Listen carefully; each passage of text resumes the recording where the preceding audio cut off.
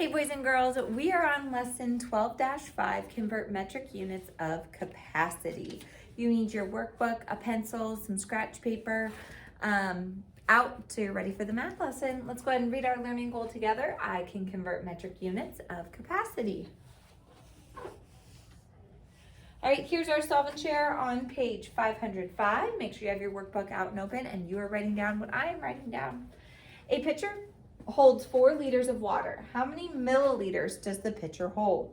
Solve this problem any way you choose. So I want you to pause the video here, give this problem a try based off of the information we talked about yesterday, and just give it a try. Okay, so the first thing in this little chart, it wants us to break down 1 liter is how many milliliters. So you might remember from yesterday when we had our, this is off, 1 second.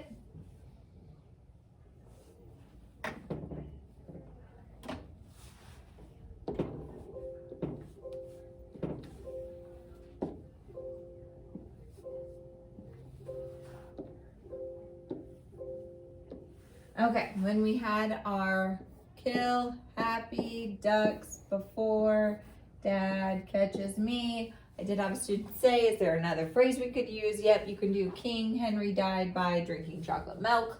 Also talking about death. I guess that is just the way this phrase goes. But I've been able to remember both of them. If you can come up with one on your own, let me know. So for this unit, or for this lesson, our base unit is liters now. So yesterday we were doing an M. Today you'll have a little L. And so this is kiloliter, hectoliter, decaliter, deciliter, centiliter, milliliter. And our liters and our milliliters are really the ones that we do the most. We don't really, worry about the smaller increments in between. So 1 liter is how many milliliters? Well, if we're looking at our loops, it'd be 1, 2, 3 over. So we're gonna have 1,000 milliliters in 1 liter. So in 4 liters, we would have 4,000 milliliters. Okay, let's go ahead and take a look at our essential question.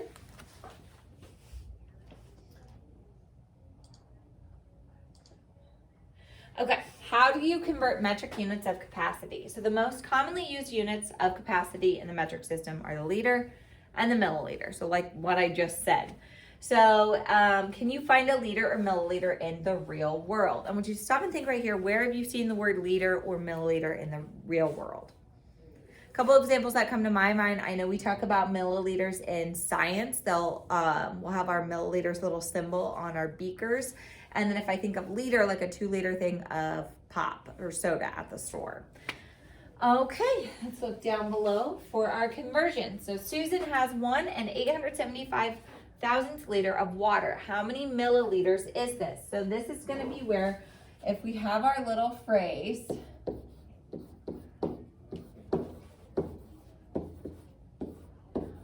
we're really only going to be focusing on, remember we're in liters, our base unit, our base unit liters and our milliliters. Those are the most common ones. We don't really get over into these larger ones or in our deciliter or centiliters. So if I'm going from liters to milliliters, that's 1, 2, 3 loops over. So I'm gonna have to take this and go 1, 2, 3, draw your loops in there. And when you do those loops, you're moving your decimal. So it's gonna be 1,875 milliliters. So when you remember, each one of these is times 10. So if we do 10 times 10 times 10, well, that's 1,000 or 10 to the power of 3. Alrighty, this next one. We have 3,500 milliliters of water. How many liters is this? So now we're starting with our milliliters. So we're starting here and we're working back to our liters right here. So I'm going to go back 1, back 2, back 3. So my decimals at the end of this number, remember I always like you to rewrite the number, write your decimal, back 1, back 2, back 3. New decimal taking the spot of where that comma was. So our answer is going to be 3 5/10 liters. And so remember, this is like dividing by 10 each loop when we go this direction, which is exactly what they have down there. And they divided it by 10 to the power of 3. That's dividing it by 1,000. It's the same thing. Okay, let's go ahead and try a couple practice problems. I might have to just rewrite that a little on the top.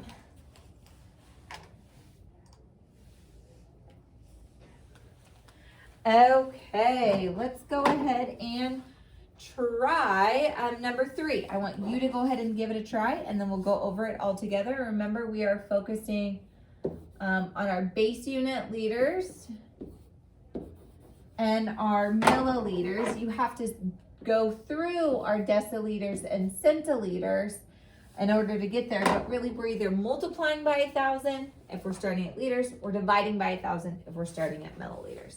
So give number 3 a try. Okay, well, you guys should have, you're going from liters to milliliters, so it's over 1, 2, 3. So I would need to move this 1, 2, and then I'd have an empty loop where I would have to annex or add a 0. So we would have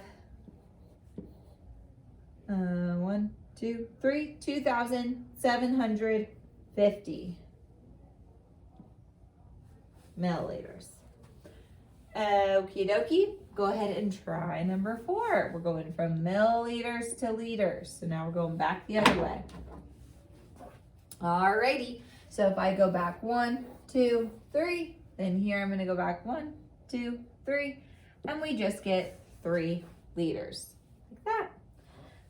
Okay, let's go ahead and try number 5.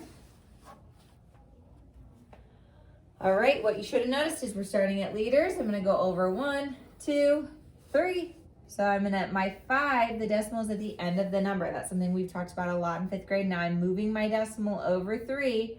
I need to annex in those 3 zeros, and we get 5,000 milliliters. All right, let's try one more, and then we'll go over the rest in group. So let's go ahead and try number 8. All right, what you should have noticed is we were starting at milliliters, ending up at liters. So we went back 1, 2, 3.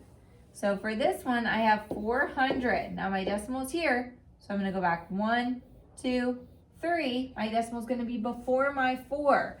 So I'm gonna add in that 0 placeholder in the ones place. And we really just get 0 and 4/10 liters.